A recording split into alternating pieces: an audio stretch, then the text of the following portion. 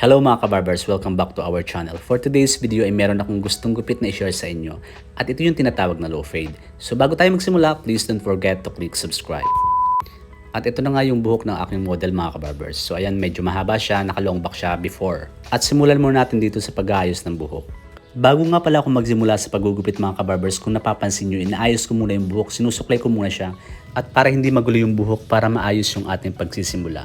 So ngayon, gumamit ako dito ng guide number 2 na naka-close lever. Ibig sabihin, nakataas yung adjuster. At gamit nga itong guide number 2, papaikutan lang natin siya. At dahil nga low feed lang yung gagawin natin mga kabarbers, kaya yung pagkakabawas ko gamit ang guide number 2 ay medyo mababa lang siya.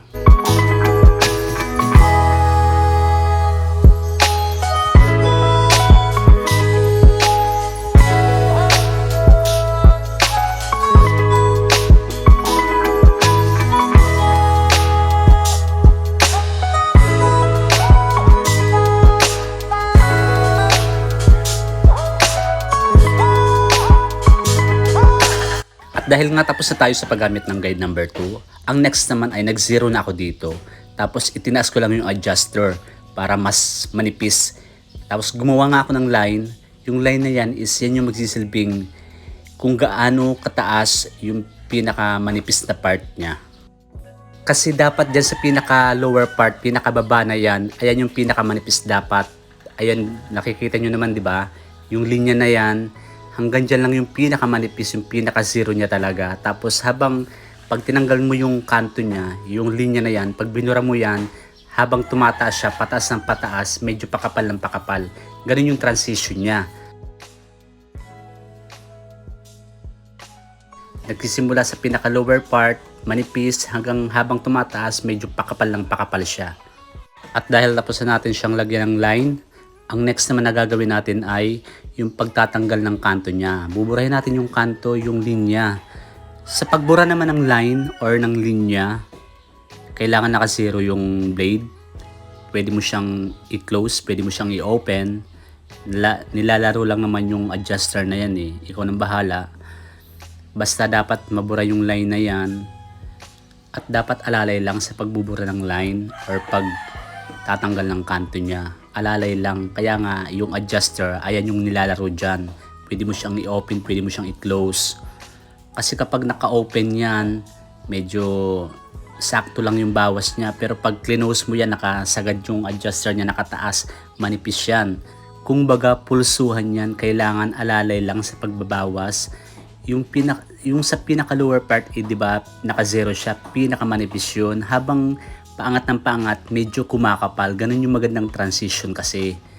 Tapos ngayon, pag nabura na natin yung kanto, ito na yung ginagawa ko. Tatanggalin ko na yung mga mahabang buhok sa taas, yung sa tuktok, yung mga kanto niya rin na natira, yung mga excess hair, ayun yung tatanggalin natin. Ayan yung nakikita nyo naman sa ginagawa ko, di ba? Yan, may mga sobra-sobra kasi dyan, mahaba. Yan, mag-overcome na tayo dyan. Ayan yung ginagawa ko na yan.